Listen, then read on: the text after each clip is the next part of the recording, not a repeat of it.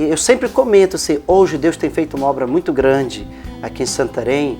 Deus tem usado a Igreja da Paz aqui em Santarém para ser um referencial para muitos outros lugares. E muitas pessoas não sabem assim, o preço que foi pago. Pessoas que entregaram a vida por amor ao Senhor, como o caso da Esther, que caiu na água e não sabia nadar. Conte pra gente um pouco dessa experiência que vocês passaram no Rio Amazonas, né? Foi. Conte um pouquinho pra gente sobre essa história. Tá, primeiro a gente fazia reuniões naquela casa, mas depois mudamos para Borges Leal. Mas depois, e começamos vários outros lugares, mas ele viu que tinha alguns brasileiros já dando conta, então ele queria alcançar os ribeirinhos. Os ribeirinhos estavam no coração do Lucas. Então, mas para alcançar os ribeirinhos tem que ter barco. Então, ele falou, se nós vamos mandar pessoas de barco para alcançar os ribeirinhos, nós temos que também saber como viver em barco. Então, primeiro foi um barco de madeira. E era Embaixador de Cristo. Lembro. Lembra? Lembro. Foi. E então, só que o problema é que não estava bem terminado o barco e não tinha aquela coisa atrás para aquela cerca atrás, né? Aquela não proteção. Tinha. Então eu falei para meu marido, não, mas primeiro vamos terminar o barco para poder achar primeiro. Ele falou, tá. Só que não estava bem terminado, ele falou, não, vamos. Primeiro eu tinha tanto medo de andar de barco com minha família e Josias estava com 1 ano. E a Sara tinha 8, Esther tinha 7 e eu tinha medo de os meus filhos caírem na água. Mas ele falou, não, a gente vai porque Deus vai proteger a gente. Então eu falei, ok. Mas pensando só no versículo, a Bíblia diz para as mulheres sempre ser submissas aos seus maridos. E eu já tinha aprendido várias vezes como Deus abençoa a gente através de obedecer a Bíblia. Então eu falei, tudo bem, vamos. E nós mudamos para o barco, então a gente estava viajando nesse barco. Aí um dia, era assim um dia livre, e nós fomos para o rio Tapajós. E ele gostava de pescar, então ele foi pescando, né, embaixo da água. Ele pegou uns 10 peixes por aí. Aí a gente fez um fogo e fritamos e comemos. Aí depois a gente ia sair de novo, só que a Sara, ela pisou numa brasa e ela estava chorando tanto que o Lucas pegou um gelo e nós colamos o pé dela dentro do gelo e a gente foi viajar, porque não tinha mais graça em brincar com ela assim com tanta dor. Aí nós saímos no Tapajós. Aí fomos e minhas filhas gostavam de donuts. Donuts é rosquinha, né? Então eu sempre fazia, falei para elas, olha, se vocês lavarem as louças, que a gente usava aquela água do rio num balde grande, se vocês lavarem as louças, aí eu faço rosquinha para vocês. Então lavaram, estavam todas alegres, esperando essas rosquinhas crescer. E eu fui na frente para conversar com Lucas, porque a gente tinha completado 11 anos de casado naquele dia, de se conhecer, que a gente se conheceu. Então eu fui na frente conversar com ele, e porque a criança, o neném, estava dormindo na rede, aí eu não estava preocupada. E então estávamos conversando assim, puxa vida, como Deus é maravilhoso. 11 anos atrás, quando a gente primeiramente se encontrou, quem iria imaginar que hoje estaríamos aqui com uma família de 3 filhos, morando num barco, evangelizando no Rio Amazonas. Ninguém iria imaginar isso. A gente estava conversando assim, tão tranquilo. Passamos tempo, mas escutei a Sara chamando por Esther. Mas eu estava assim, bem romântica, não estava prestando muita atenção. Aí, e também o bebê estava dormindo, então eu não estava assim preocupada. Mas finalmente, talvez depois de uns 15 minutos dela ficar chamando por Esther, aí eu pensei, mas onde está Esther? Aí eu fui procurar e ela não estava no barco, eu fui embaixo e gritei o nome dela, ela não apareceu. Aí eu olhei para a água e nada. Aí eu senti, ela caiu. Aí eu fui para ver e realmente o balde estava sendo puxado por atrás do barco. Ela jogou o balde. e o balde puxou ela tá na água. E eu comecei a ficar com medo, porque ela tinha só 7 anos e não sabia nadar no fundo. Ela sabia um pouquinho andar nas costas assim, mas no fundo não. Nunca eu deixava as meninas nadar no fundo. Aí eu falei para o Lucas, nós perdemos a Esther. Aí ele falou, não, procure de novo. Eu falei, não, perdemos a Esther. Aí ele viu que estava sério, aí ele ficou também meio nervoso. Aí ele disse, olha, aí viramos o barco, nós estávamos longe da beira. Talvez as árvores estavam desse tamanho, não sei. Aí nós ficamos longe da beira, aí ele falou, eu vou ficar em cima, você vai dirigindo, levando o barco. Eu fui, mas só que eu estava assim, tão nervosa que o barco estava fazendo assim, a gente não sabia de onde a gente tinha vindo. E então eu estava lembrando, poxa vida, minha filha. Aí eu comecei a orar, Senhor, obedece, ajuda a gente, para que ela não morra, abençoa a Esther. Aí eu lembrei, não, é mais rápido a gente louvar, em vez de pedir. Mas eu tinha um pouco de vergonha de louvar em voz alta, porque eu não era como eu sou hoje, né? Mas eu perdi a vergonha.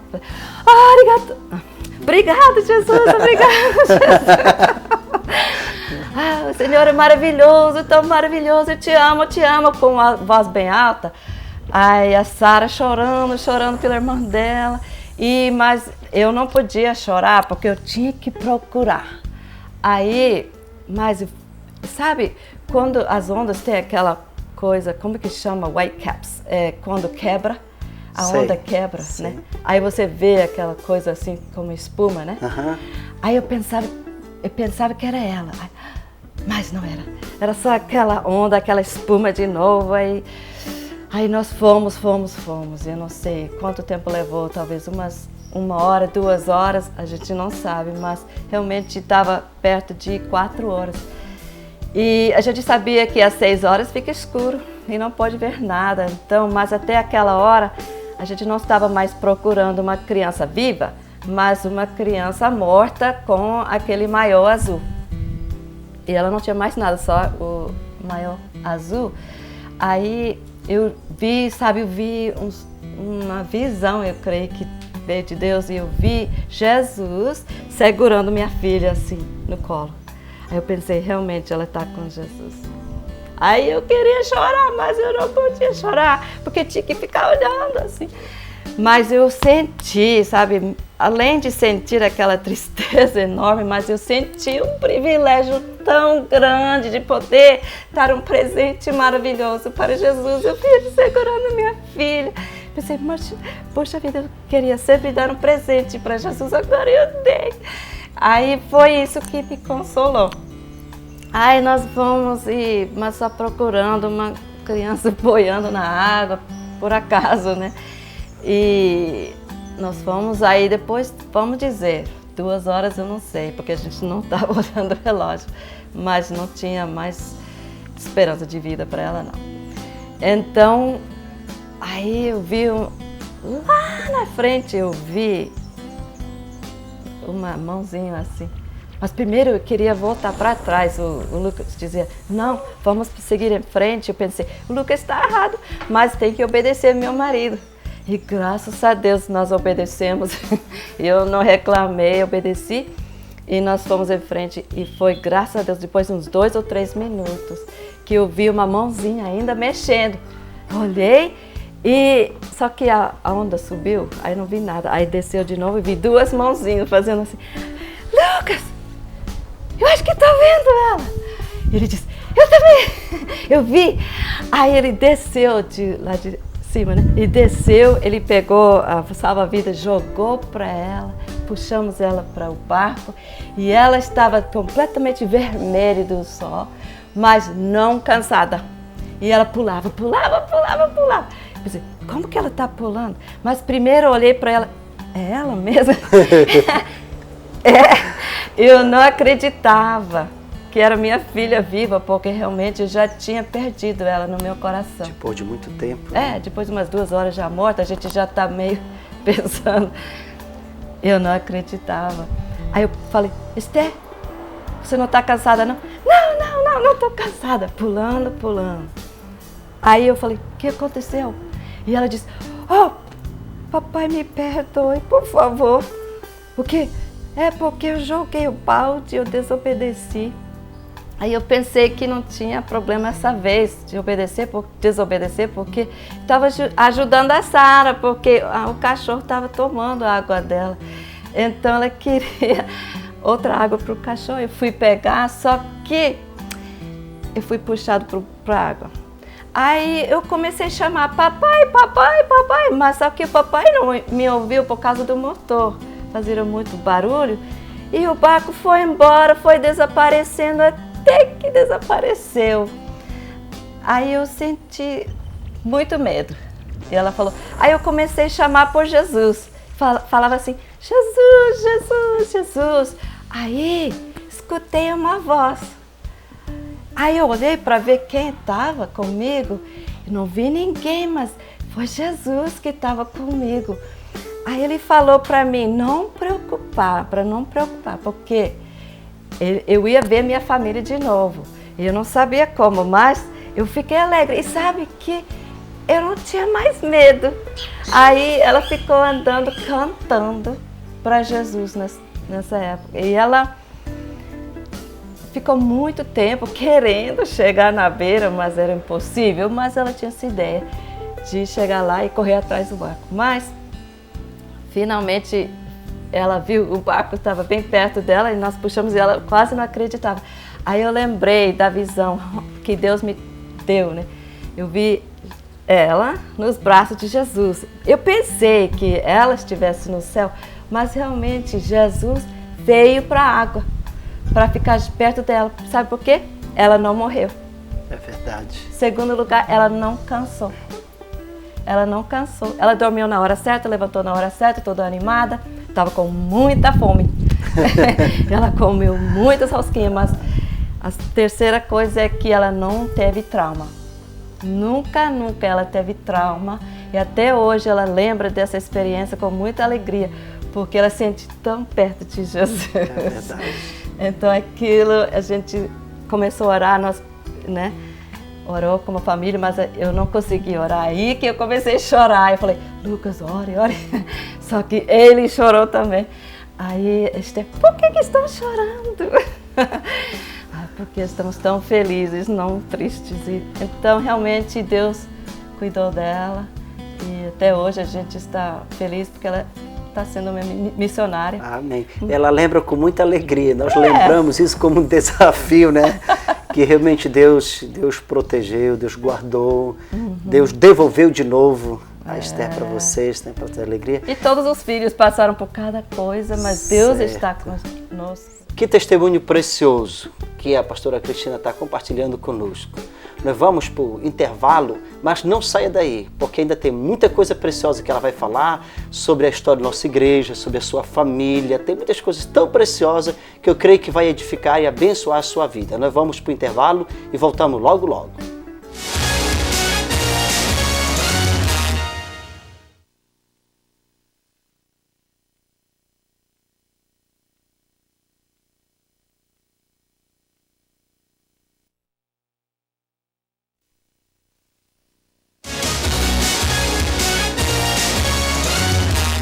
Voltamos com o programa Isto é Só o Começo, que eu creio que está abençoando grandemente a sua vida em assistir esse testemunho tão maravilhoso da pastora Cristina, que ela vai continuar contando para nós acerca dos seus filhos.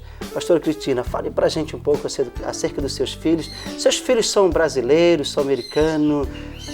Conte para a gente. Eu tenho 4 filhos, e 2 filhas e 2 filhos, e todos eles são brasileiros. Porque o Lucas dizia para mim, a gente não vai ganhar neném aqui nos Estados Unidos, não. Todos eles vão ser brasileiros. Então, ele teve o sonho dele e são brasileiros. E seus filhos são muito lindos, viu? Eu acho também. Muito apaixonado por... eu vejo assim, sua família, assim, uma família tão apaixonada por Jesus quanto os pais. É uma coisa impressionante, né? Que a gente vê no coração dos seus filhos aquela paixão por almas. Tanto que você tem 2 filhos em Santarém agora, né? Tenho, graças a Deus. Eu choro de alegria de ver com meus filhos também, estão ganhando almas por Cristo. Não tem maior alegria no mundo. É verdade. E eu sou uma pessoa muito feliz, mas é só por causa de Jesus e o que Ele tem feito por mim e por minha família. E eu quero ver todos os meus netinhos também na obra do Senhor, ganhando almas ao redor do mundo. Isso aqui é meu sonho. Legal. A senhora falando sobre fazendo a vontade de Deus, eu me lembrei de uma coisa tão importante. Eu creio que a senhora lembra de um hino. Eu só tenho mais uma coisa para dizer, que Deus está dando também uma esposa muito, muito linda para meu filho, vai dar também para outro filho, que a gente pede também sempre um bom marido ou esposa para nossos filhos. E Deus tem dado para os primeiros 3 são casados com homens de Deus, homem e mulher de Deus, mas eu quero agradecer também a Deus por minha nora, que ela, minha filha também, e ela tem paixão pelas almas também. É verdade. A senhora lembra do hino que nós cantávamos, que a senhora mudou a letra? Ah! Que esse hino falava assim: você veio buscar uma bênção, Jesus tem bênção para dar. E a senhora mudou a letra, que nunca saiu da minha mente esse hino, que falava assim: você veio buscar Jesus Cristo e o seu reino em primeiro lugar. Você veio buscar Jesus Cristo, está pronto a si mesmo negar. Se humilhe na sua presença, que Ele te